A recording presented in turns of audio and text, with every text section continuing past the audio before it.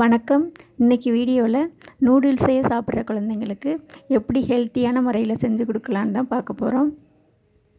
வாங்க எப்படி செய்யலான்னு பார்ப்போம். ஒரு பவுலில் இட்லி மாவு எடுத்திருக்கேன். உங்களுக்கு தேவையான அளவு நீங்கள் எடுத்துக்கலாம். இந்த மாவுக்கு ஒரு தாளிப்பு கொடுத்துடலாம். ஒரு 2 ஸ்பூன் அளவுக்கு நல்லெண்ணெய் சேர்த்துக்கலாம். எண்ணெய் காஞ்சதும் ஒரு அரை ஸ்பூன் கடுகு சேர்த்துக்கலாம். கடுகு பொரிஞ்சதும் 1 ஸ்பூன் அளவுக்கு கடலைப்பருப்பு சேர்த்துக்கலாம். கடலைப்பருப்பு கொஞ்சம் செவந்ததும் ஒரு வெங்காயம், ஒரு பச்சை மிளகா சின்னதாக கட் பண்ணி வச்சுருக்கேன், அதையும் சேர்த்துக்கலாம். வெங்காயம் கொஞ்சம் வதங்கினா போதும்.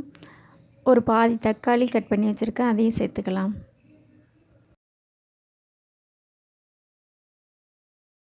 தக்காளி மஞ்சத்தூள்லாம் சேர்க்கும்போது நல்ல கலராகவும் இருக்கும், நல்ல டேஸ்ட்டாகவும் இருக்கும்.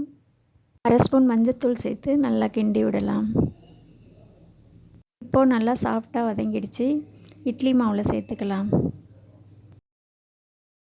இப்போது நல்லா கலந்தாச்சு. கொத்தமல்லி தழை கொஞ்சம் சேர்த்து கலந்துக்கலாம். இதை அப்படியே வச்சுட்டு இப்பி நூடுல்ஸு செஞ்சுக்கலாம். எப்பவும் போல் நீங்கள் செய்கிற மாதிரியே செஞ்சுக்கலாம். இப்போது நல்லா வெந்துடுச்சு, எடுத்துக்கலாம். இப்போது நான் ஒரு டம்ளரில் எண்ணெய் தடவி வச்சுருக்கேன். அந்த டம்ளரில் செஞ்சு வச்ச நூடுல்ஸில் கொஞ்சம் சேர்த்துக்கலாம்.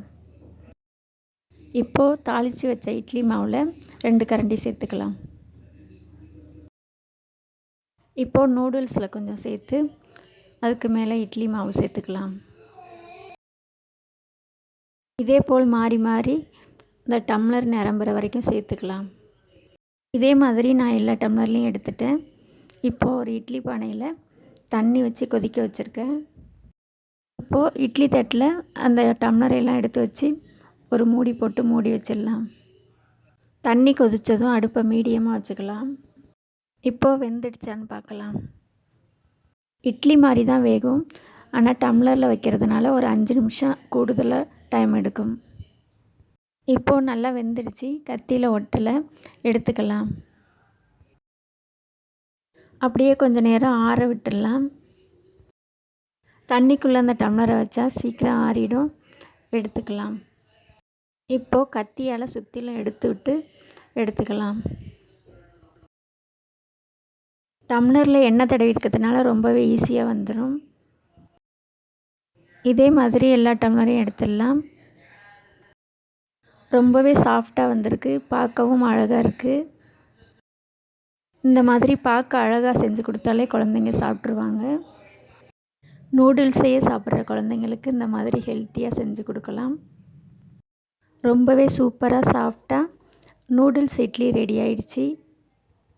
உங்களுக்கு இந்த வீடியோ பிடிச்சிருந்தா ஸ்ரீபி கிச்சன் வீடியோஸை லைக் பண்ணுங்கள், ஷேர் பண்ணுங்கள், சப்ஸ்கிரைப் பண்ணுங்கள். நன்றி.